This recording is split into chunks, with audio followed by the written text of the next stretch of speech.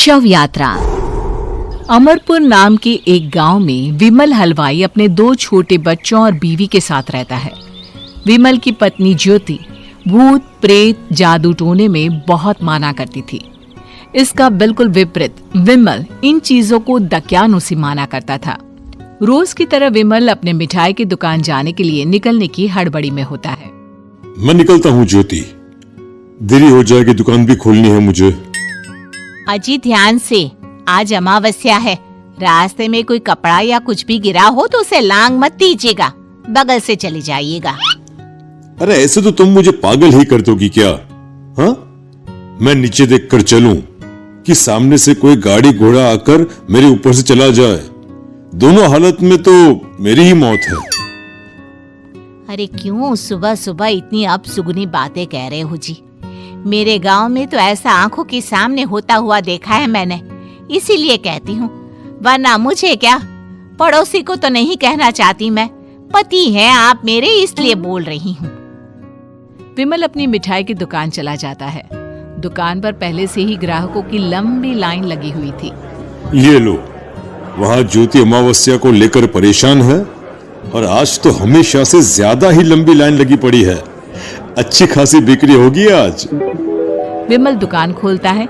एक के बाद एक ग्राहक उसकी दुकान पर मिठाई ले रहे होते हैं। तभी गांव की एक बूढ़ी औरत विमल से कहती है, जिस तेजी से बिक्री हो रही है, कहीं किसी की नजर ना लग जाए, नींबू मिर्ची टांग ले। अरे क्या चाची तुम भी, ये सब नजर बजर कुछ नहीं होता है। कैसे लोग हैं मेरे आसपास। अपनी दुकान से शाम को विमल हंसते कूदते वापस घर आता है। हाँ, आज तो अच्छी खासी बिक्री हुई है। एक महीने में जितनी बिक्री होती है, एक ही दिन में आज उतने पैसे कमा लिए मैंने। ये तो बहुत अच्छा हुआ जी, आज ही घर की नजर उतारी है मैंने। बिक्री तो अच्छी होनी ही थी। अच्छा, तुम खाना लगा दो, सारा माल बिक चुका है। मुझे शहर जाना होगा, कुछ चीजों की जरूरत पड़ेगी। रात भर मिठाई बनाऊंगा, तब जाकर कल सुबह दुकान खोल पाऊंगा। खाना खाकर विमल शहर जाने के लिए निकल पड़ता है। सुनिए जी, ध्यान से जाइएगा। चौरस्ते पर किसी जादू टोने की चीज पर पैर मत रख दीजिएगा। हे भगवान, हद हो गई ज्योति, ये तो मैं जा रहा हूं। विमल गुस्से से शहर जाने निकल पड़ता है। रात का काला घना अंधेरा, चांद की एक भी किरण ना होने के कारण अंधेरे में कुछ भी देख पाना मुश्किल था। जंगल के बीच के एक अधकच्चे रास्ते से विमल जा रहा होता है। चारों तरफ गुफ अंधेरा और सन्नाटा सुनाई दे रहा था, और सुनाई दे रही थी विमल के पैर के नीचे आ रहे सूखे पत्तों की आवाजें। तभी अचानक दूर से उसे कुछ आवाजें सुनाई देती है। अरे, ये इतनी रात को जंगल के रास्ते कौन जा रहा है? शायद कोई टोली होगी।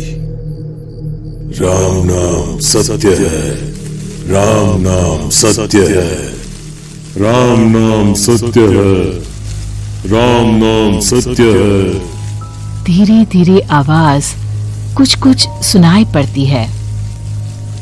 आवाज धीरे धीरे और नजदीक आती सी लगती है। विमल देखता है कि उसके सामने से सजी धजी सफेद कपड़े में लिपटी एक अर्थी निकल रही है, जिसके साथ 5 लोग ही थे। 4 आदमियों ने उसे कंधा दिया हुआ था। एक मटका लिए आगे आगे बढ़ रहा था। विमल के बिल्कुल सामने आकर अर्थी रुक जाती है। उसमें से एक आदमी विमल से कहता है, अरे भाई, जरा अर्थी को कंधा लगाना, मैं बहुत थक गया हूँ, बड़ी मेहरबानी होगी। हाँ भाई, कंधा तो मैं लगा दूं, पर रात को 12 बजे ये शव यात्रा, इस समय कौन अर्थी ले जाता है? तभी विमल को ऐसा लगता है कि शव में से आवाज आई, ये आवाज। मजबूरी है भाई, आप कंधा दीजिए, मैं रास्ते में सब बताता हूँ आपको।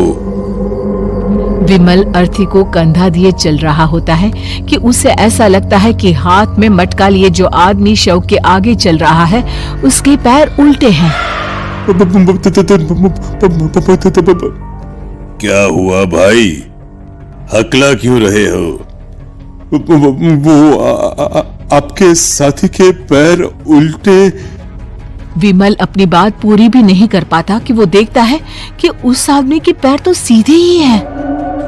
अरे नहीं, कुछ नहीं, मुझे शायद वहम हुआ होगा।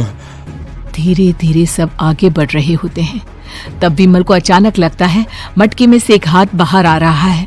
विमल घबरा जाता है।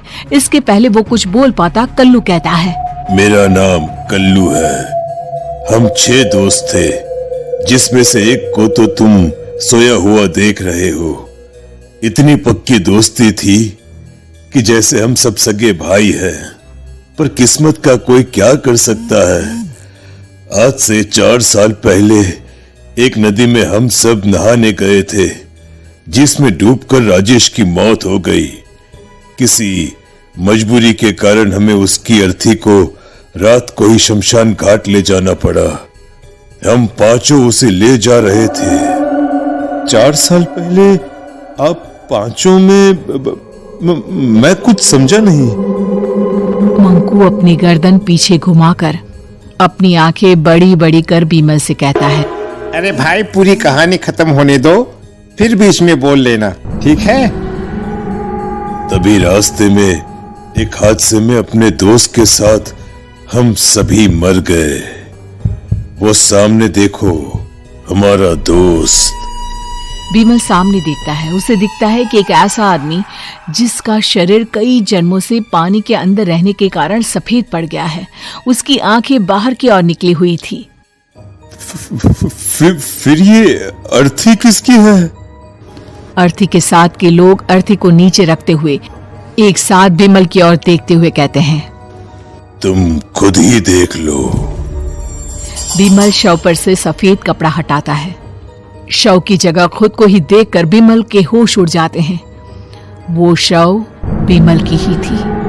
पलक झपकते ही विमल उस अर्थी की जगह पर होता है। 6 के 6 दोस्त उसी तरह अर्थी को उठाकर चलने लग जाते हैं। राम नाम सत्य है। राम नाम सत्य है। राम नाम सत्य है।